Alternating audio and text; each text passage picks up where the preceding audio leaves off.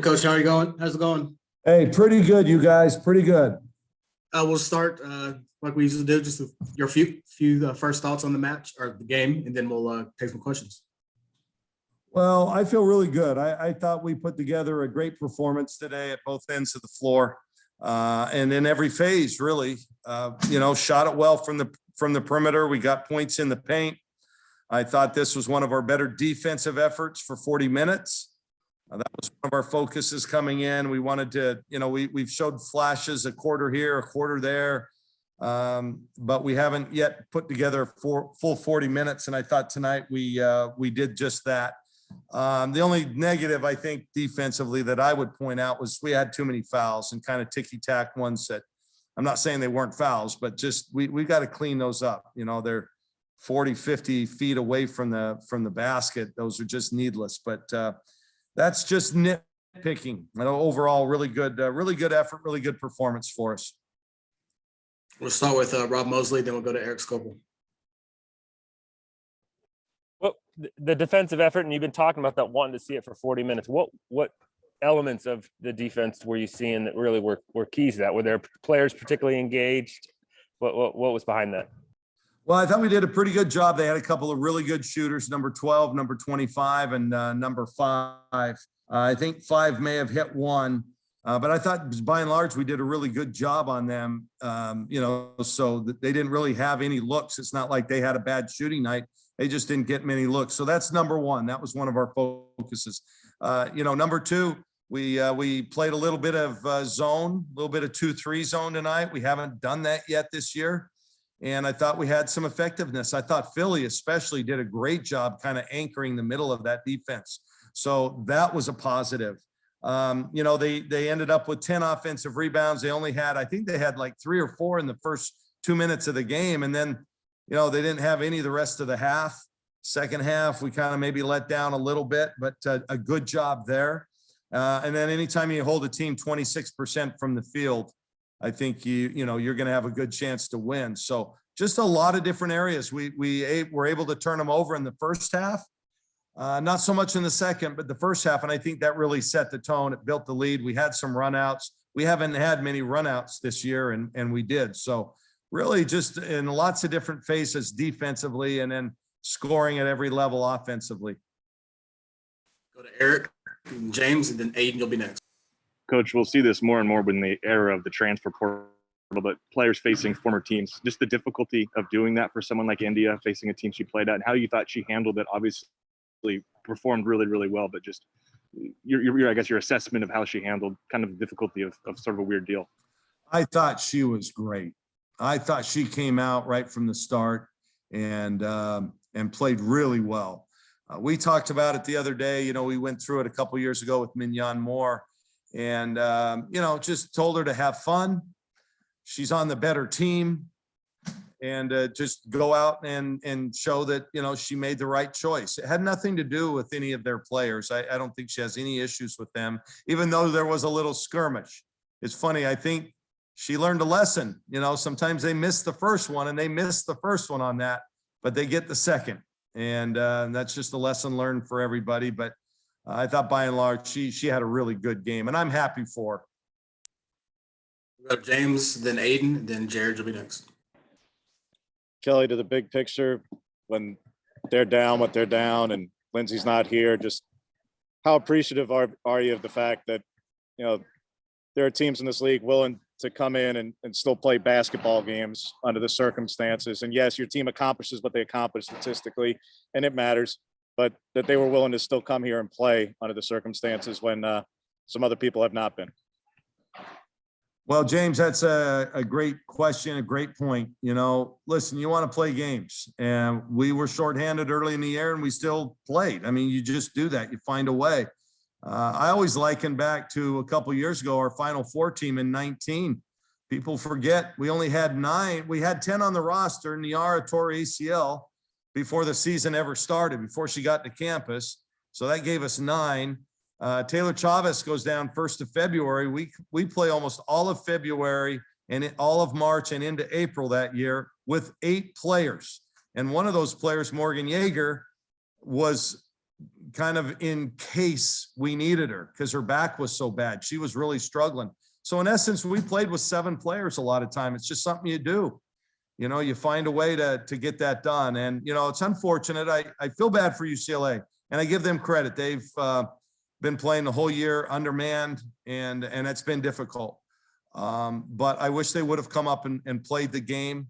I think the conference made the right decision in calling it a forfeit since it wasn't COVID related. I think they send the right message there. And I know they're playing up in Corvallis today.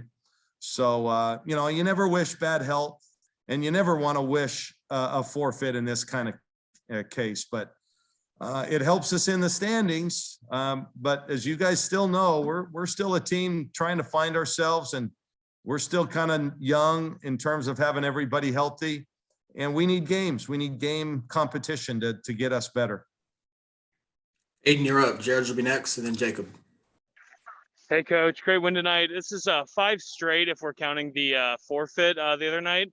You know, being on 5 straight wins, how does that affect your team's confidence level? But we've seen this year that any team can really get an upset win. So how do you keep them grounded when they're on such a great winning streak?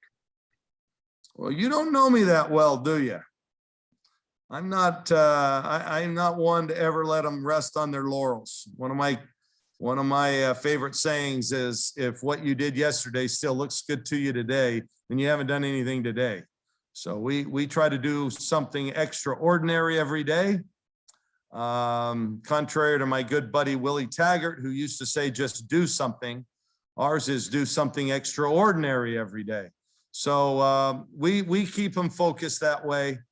I love that we're kind of on a roll. We're playing well. We're doing some good things. We got a long way to go. We just got to continue to get better, keep grinding. I know that sounds cliche, but it really is the truth. Can't get too far ahead of yourselves, but hopefully they do feel good about their performances. Jared, you're up. Jacob, you next, then Eric. Kelly, you mentioned how well Philly did in the zone. She gives you guys 13 good minutes tonight, 5 points. Just how are you seeing her game kind of continue to come along at this point? Oh, it's terrific. And I think one of the reasons we kind of put in this 2-3 zone is because of her development. It also allows us to play a little bit bigger from time to time. You know, Sedona in there as well. But, you know, you look at Kylie and Philly combined, I think they combined for about 23, 24 minutes. 9 points, 7 rebounds. That's great production off your bench from 2 inside players. So I think that's terrific. And she just continues to go, you know, some games like last game, she didn't get to play. She was so understanding. She got it. They had a lot of 3-point shooters. They play 4 and sometimes 5 guards. Utah did. And she just wasn't able to be that factor. So, but when she got the time tonight, she sure made the most of it. Just a few more for you, Coach. We'll go Jacob, Eric, and then James will be our last one. Coach, your team had a 13-0 run in the first quarter and then a 9-0 run in the second quarter. How were you able to just score so quickly and then just not let USC come back in this game? Yeah, well, I think if you look, I'm not exactly sure how we did it, but my guess is we did it some off our defense and we had some easy baskets, got some fast break opportunities on those runs. And then just the defense was better, you know. Runs only work if you score one end and then stop them at the other. So we were able to do both tonight. Seriously, you guys, this is one of our more complete efforts on the season, and we'll take it. You know, we'll take it. Eric and then James. Coach, you had a couple of players like unavailable today. I know Taylor's been out for a bit. I assume that's still an ankle. You can correct me if I'm wrong on that. And then Shania was new. What's the latest with her? Yeah, Shania got nailed pretty good in practice the other day. So that was more of a precautionary. I don't think it's anything long-term with her. We hope to have her back on Tuesday, but you know, didn't really need her energy tonight.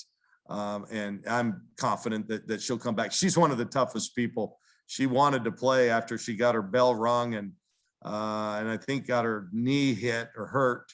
But she wants to come back in. But, you know, this today, I think, was more precautionary than anything. If this was for a national championship or something like that, Shania would have been in uniform and found a way to get on the court.